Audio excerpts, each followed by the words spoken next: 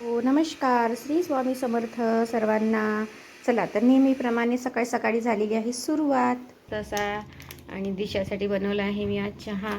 त्यानंतर बघा खूप दिवसानंतर आपला पार्लेजी आलेला आहे. मस्त असा चाय आणि पार्लेजी दिशा खाणार आहे. दिशाला आवडत आहे पार्लेजी बिस्किट. आज तिची इच्छा झालेली आहे खायची खूप दिवसानंतर. त्यानंतर इथं गंजामध्ये दूध तापवून ठेवलेलं होतं. आणि काय म्हणतं तू? अरे कशाला त्रास देत आहे? दूध घे ना तुझं दूध. मिनी चल ये, चल ये तुझं दूध घे. हे घे, हे तुझं दूध आहे ना ठेवलेलं. संपव, हे संपव दूध. तर मग ना सर्व देवाचं सर्व आवरून घेतलं. छान स्वच्छता वगैरे करून घेतली. मस्त आठवड्यातून एकदा तरी मी निवांत अशी छान देवपूजा करतच असते. तशी तर आपली रोजची देवपूजा असतेच, पण आज म्हटलं सगळं क्लीन करून घ्या, सर्व देव वगैरे आणि देवाची भांडी. आणि असं केल्यानंतर ना खूप प्रसन्न वाटते. आणि बघा सकाळी सकाळी ना आपलं पूजेचं काम आवरलं म्हणजे असं वाटते की आपले अर्धे कामं झाले. तर मग मी सर्वात आधी सकाळी ना देवपूजा वगैरे करून घेते आणि त्यानंतर मग बनवते मी स्वयंपाक. आणि माझी तशी नेहमीच जी देवपूजा आहे ती सकाळीच होत असते. त्यानंतर पूजा झाल्यानंतर मला करायचा होता स्वयंपाक. आणि आज ना स्वयंपाकामध्ये पनीरची भाजी वगैरे मला बनवायची होती. तर त्याआधी मग दिशाला बरं नसल्यामुळे ती पण नाश्ता करायची होती आणि तिला पण कॉलेजला पाठवायचं होतं.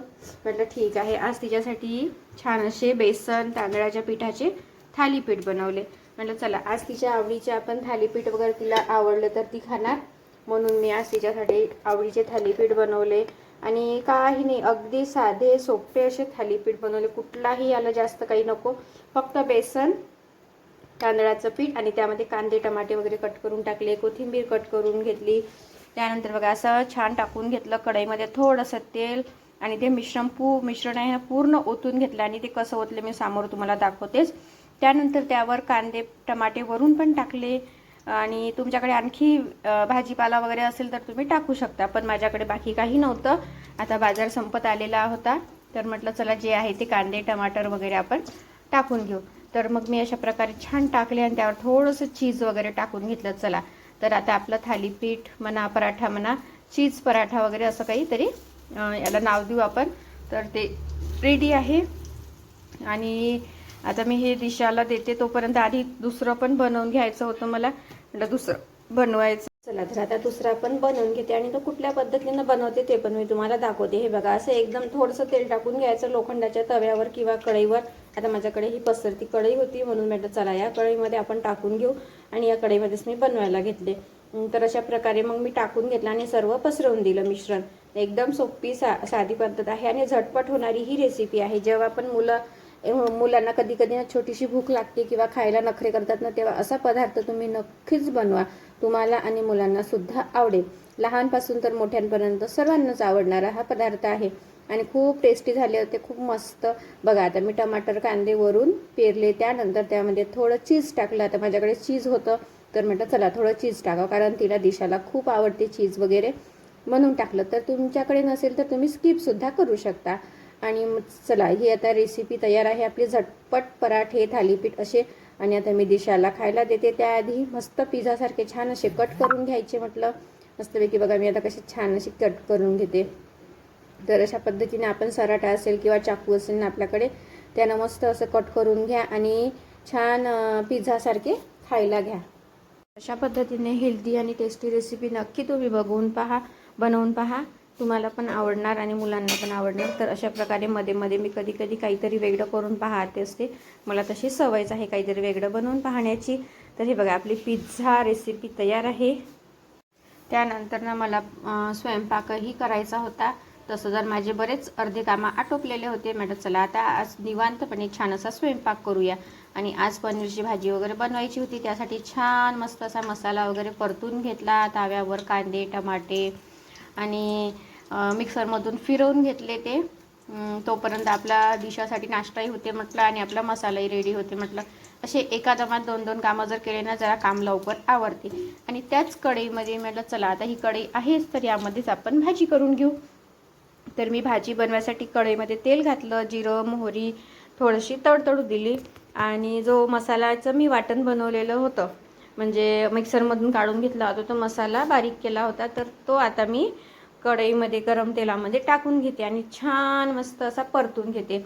आणि परतून घेतला चांगला का मस्त असा छान भाजी पण खूप टेस्टी होते.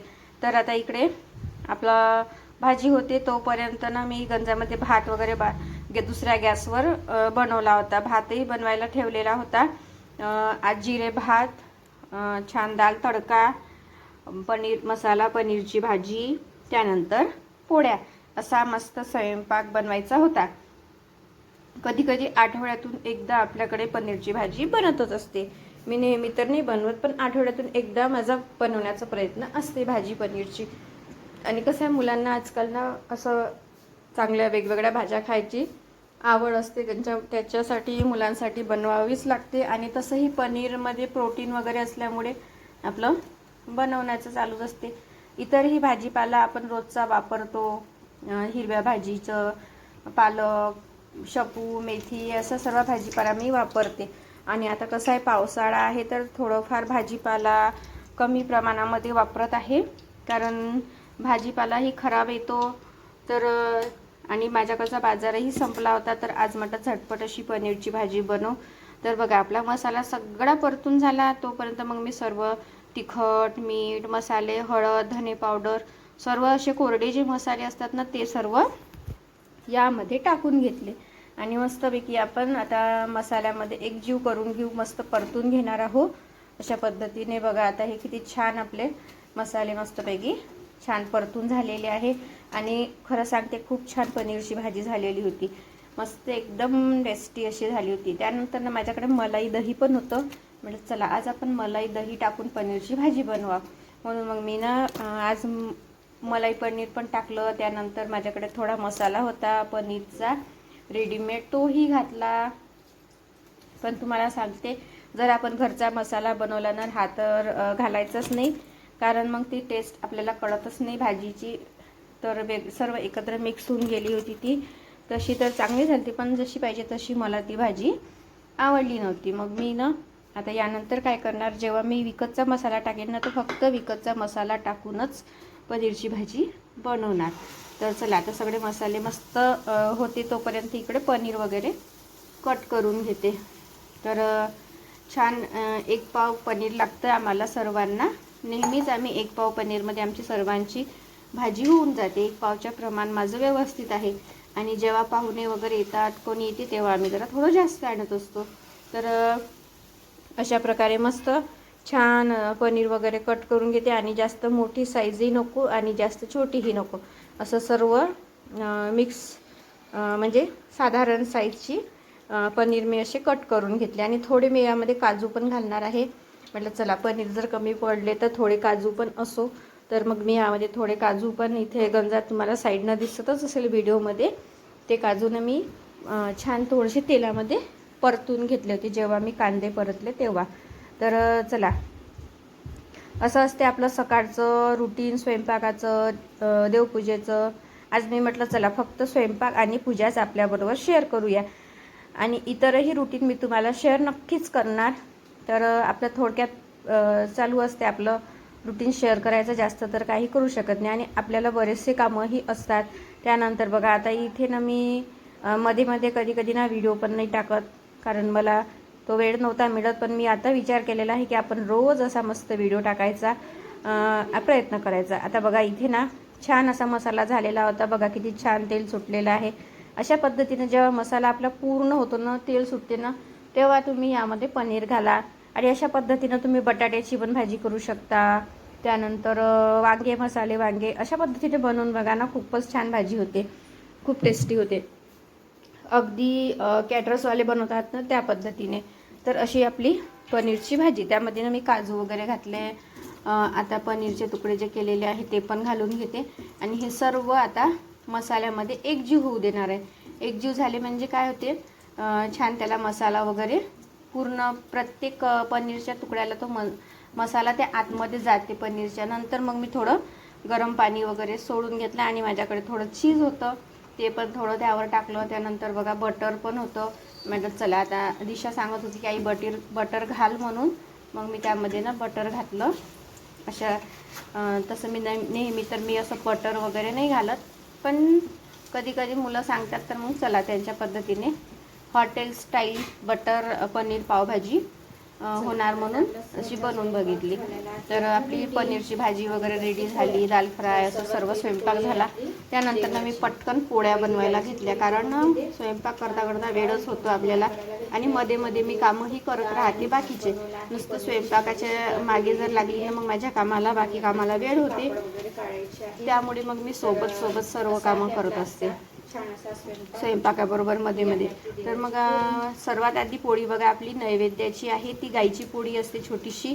सर्वात आधी मी गाईसाठी छोटीशी अशी पोळी बनवते, हे माझं रोजचंच रुटीन आहे. त्यानंतर मग नैवेद्याची दुसऱ्या नंबरची जी पोळी आहे ती देवाला नैवेद्याची आहे. तर अशा पद्धतीने मस्त पटापट पोळ्या वगैरे करून घेते आणि पोळ्या झाल्या की गरम गरम सर्वांना जेवायला पण देणार आहे. तर बघा आपलं रुटीन गृहिणीचं सकाळी धावपडीचंच राहते. प्रत्येकीला आपल्यासाठी स्वतःसाठी मुलांसाठी वेळ काढणं खूप गरजेचं असते. तर कसं आहे, सर्व आता काही गोष्टी आपल्याला प्रत्येक गोष्ट आपल्याला शक्य होत नाही करणं, पण माझं कसं आहे, मी ना प्रयत्न करत असते की माझ्याच्यानं हे झालं पाहिजे. जेव्हा तुम्ही प्रयत्न करणार ना तेव्हा तुम्हाला सर्व गोष्टी शक्य होतील. महत्त्वाचं सांगायचं म्हणजे आपल्या आरोग्यासाठी. आता आरोग्यासाठी वेळ काढणं प्रत्येक स्त्री काढतच नाही. प्रत्येकीला आपल्या घराचे कामं, मुलांना, नवऱ्याला ह्या सर्व गोष्टी सांभाळा, घर, स्वयंपाक, मुलं, ह्या सर्व गोष्टींमध्ये आपण गुंतलेलो असतो. पण थोडासा वेळ आपल्या आरोग्यासाठी नक्की काढा. मी तुम्हाला आवर्जून सांगेन 1 तास तरी स्वतःला काढा. त्यानंतर बघा इथे भाजीपाला तुम्हाला दिसत असेल, भाजीवाले काका आले होते, त्यांच्याकडून मी टमाटर, मिरची वगैरे असं काही थोडं भाजीचं काकडी वगैरे घेतलं आणि ते सध्याचं फ्रीजच्या टबमध्ये घालून ठेवलं आहे. त्यानंतर मग दुपारी मी वेळ मिळेल तेव्हा निवडेल. तर माझे भांडे वगैरे छान असे आवरून झाले होते. चला म्हटलं. आणि ही बघा आमची ही मिनी आमची घरामध्येच फिरत असते, तिला जेवायला वगैरे द्यायचं होतं. त्यानंतर आता देवासाठी सर्वात आधी नैवेद्य काढून घेते. तर देवाचं हे ताट आहे. सर्वात अगोदर आमच्या घरामध्ये रोज नियमाप्रमाणे देवाला नैवेद्य दाखवलं जातं. तशा प्रकारे मी रोज ताट तयार करते देवाला आणि हे ताट मुलांना जेवायला देते. मुलं किंवा घरातलं कोणीही आपण घेऊ शकतो. आणि खूप छान मस्त अशी देवपूजा होती आजची. हे बघा. चला तर आता ना मी इथेच आजच्या व्हिडिओचा एंड करते आणि परत भेटूया उद्याच्या नवीन व्लॉगमध्ये. तोपर्यंत बाय.